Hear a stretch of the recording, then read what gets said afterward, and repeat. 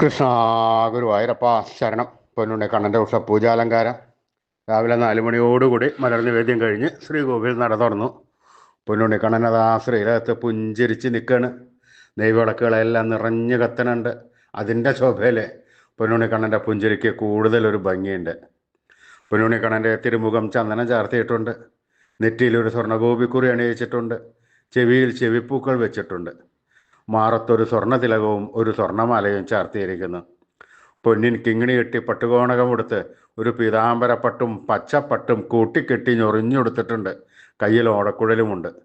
സ്വർണ്ണ കിരീടം ചാർത്തി കിരീടത്തിന്മേൽ 2 തിരുമുടിമാലകളും 2 വലിയ വനമാലകളും ചാർത്തിയിരിക്കുന്നു. അങ്ങനെ സുന്ദരനായി പുഞ്ചിരിച്ച് നിൽക്കുന്ന സച്ചിദാനന്ദ കട്ടയെയാണ് നട തുറന്ന സമയത്ത് ഭക്തന്മാരെല്ലാവരും കാണുന്നത്. ആ ഭക്തന്മാർക്കെല്ലാവരും ആനന്ദത്തിൽ ആ പൊന്നുണ്ണി കണ്ണൻ്റെ തിരുനാമങ്ങളും ചൊല്ലി അത് ആ കണ്ണൻ്റെ അടുത്തേക്ക് ആ കണ്ണനെ എടുക്കാൻ ഓടി പോകുന്നു. കണ്ണൻ്റെ അടുത്തെത്തി ആ സോപാനപ്പടിയിൽ നിന്ന് കണ്ണനെ കൺകുളിർക്ക കണ്ട് കണ്ണൻ്റെ തൃക്കാൽക്കൽ വീണ് നമസ്കരിക്കണോ, പ്രാർത്ഥിക്കണോ. കണ്ണൻ്റെ അനുഗ്രഹം അവർക്കെല്ലാവർക്കും ഉണ്ടാവണം. ആ സുന്ദര രൂപം നമുക്കും നമ്മുടെ മനസ്സിലേക്കൊന്ന് ആവാഹിച്ചാലോ. എല്ലാവരും നല്ലപോലെ പ്രാർത്ഥിച്ചോളൂ. പൊന്നിൻ കിങ്ങിണി കെട്ടി പട്ടുകോണകമെടുത്ത് ഒരു പീതാംബരപ്പട്ടും പച്ചപ്പട്ടും കൂട്ടിക്കെട്ടി ഞൊറിഞ്ഞെടുത്ത് കയ്യിൽ ഓടക്കുഴലും പിടിച്ച് സർവാഭരണ വിഭൂഷിതനായി നിന്ന് പുഞ്ചിരിക്കുന്ന ആ പൊന്നുണ്ണി കണ്ണൻ്റെ രൂപം എല്ലാവരും മനസ്സിൽ വിചാരിച്ചോളൂ. എല്ലാവരും വിചാരിച്ചില്ലേ? ആ പൊന്നുണ്ണി കണ്ണൻ അതാ നമ്മുടെ മനസ്സിൻ്റെ ഉള്ളിലേക്ക് അതാ കയറി വരുന്നു. ആ പൊന്നുണ്ണി കണ്ണൻ അവിടെ എത്തിക്കഴിഞ്ഞാൽ ആ കണ്ണനെ അവിടെ കൂട്ടിപ്പിടിച്ച് അവിടെ നിർത്തി അവിടെ പ്രതിഷ്ഠിച്ച് ആ കണ്ണനുമായി കുറച്ചു നേരം സംവദിച്ച് ആ കണ്ണനെ ഒന്ന് കൊഞ്ചിച്ച് ഒന്ന് ലാളിച്ച് ഒരു മുത്തം കൊടുത്ത് ആ കണ്ണൻ്റെ തൃക്കാൽക്കൽ വീണ് നമസ്കരിക്കാം, പ്രാർത്ഥിക്കാം. കണ്ണൻ്റെ അനുഗ്രഹം നമുക്കെല്ലാവർക്കും ഉണ്ടാവും. എല്ലാവരും ആ കണ്ണൻ്റെ നാമങ്ങൾ ചൊല്ലിക്കോളൂ. നാരായണ നാരായണ നാരായണ നാരായണ നാരായണ. സ്നേഹത്തോടുകൂടി വിശ്വാസത്തോടുകൂടി ഭക്തിയോടുകൂടി ആ കണ്ണൻ്റെ തിരുനാമങ്ങൾ ഉറക്കെ ജപിക്കുക. അപ്പോൾ ആ കണ്ണൻ ആ സ്നേഹം കാണും.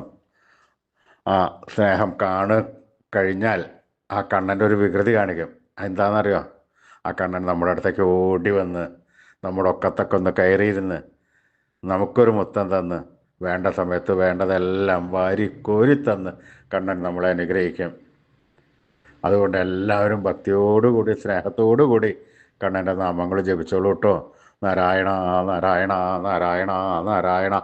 കൃഷ്ണായ വാസുദേവായ ഹരേ പരമാത്മനെ പ്രണതക്ലേശനാശായ ഗോവിന്ദായ നമോ നമഃ. കൃഷ്ണായ വാസുദേവായ ഹരേ പരമാത്മനെ പ്രണതക്ലേശനാശായ ഗോവിന്ദായ നമോ നമഃ.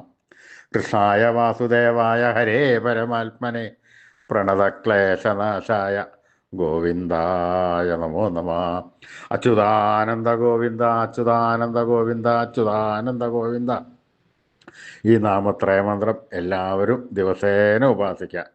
നിത്യവും ഉപാസിച്ചു കഴിഞ്ഞാൽ നമുക്ക് ആയുരാരോഗ്യ സൗഖ്യം സർവസമ്പൽ സമൃദ്ധി സർവ ഐശ്വര്യം സന്തതി പരമ്പരകൾക്കെല്ലാം ശ്രേയസ് ഉണ്ടാകുന്നതാണ്.